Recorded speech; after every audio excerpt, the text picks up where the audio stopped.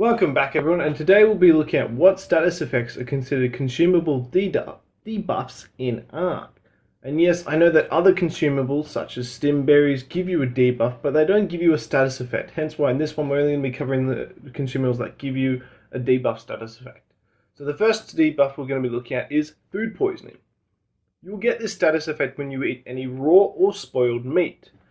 So what this effect does is when you eat it, so for each piece of meat you eat, you will lose 5 HP points and gain 10 food points. I'm going to go ahead and eat a bit of spoiled meat right now so you can see the effect.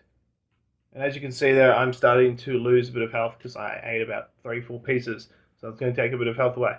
Now the way, of course, to counter this is to cook your food in either a grill or a campfire, or just don't eat any spoiled meat or uncooked food unless you're really desperate. And yeah, the next one we're going to be looking at is hallucinogenic spores.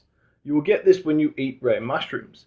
And what this debuff does is when you eat a rare mushroom, it will lower your visibility for 10 seconds, and then this will stack up the more you have. So I'm going to have quickly 2 rare mushrooms. As you can see now, the status, I've got 20 seconds to wait before my vision gets better. So the good thing is, though, about this is if you're really desperate and you've got to eat these rare mushrooms, be in an area safe to eat them. But the good thing is that they give you 25 food points. So, you know, if you're really low on hunger, they're going to fill you up if you really need them. All right. So the next, the way, of course, to counter this effect is to not eat any mushrooms at all. All right. Now the next one we're going to be talking about is rare flower pheromones / rage. Now, you will get this status effect in 3 ways. The first way is being hit by the amenamite. When you're going to harvest the amenamite and you go hit it, it will release a green spore around you. Then you either get when it's shot by a pheromone dart or by eating a rare flower. Now, the effect will be called rage when you get hit by the amenamite spores, or when you're shot by a pheromone dart, and it'll be called rare flower pheromones when you eat a flower. Now, what does this effect do? It basically makes it that any dino, doesn't matter, well, any creature, sorry, it doesn't matter if it's a sea creature, it doesn't matter if it's a land creature, it doesn't matter if it is a flyer, whatever, it does not matter. Even if it is passive or neutral or aggressive, it will come and attack you. Now, I'm actually going to show this off with the Dodo. As you know, the Dodo is like the most harmless dino in the game, but when you eat rare flowers, oh, hold up, sorry. And now, if we eat rare flowers, and now, of course, the Dodo wants to kill me. Now, what you were seeing just then of why it wasn't actually working, which is I found this weird way in which you can actually counter this effect. I have no idea why it's a thing, but it's a thing. So what you're going to do is you put on your hazmat gloves, and then you can go ahead and eat as many rare mushrooms as you want. You can get shot by as many pheromone darts as you want, and you can go harvest as many amenamites as you want, and the effect won't happen at all. So I'm not sure if this is this is a glitch, or this is going to be patched in the future, but I just thought that was something very interesting, is that the hazard gloves are for some reason the only gloves that can actually counter it.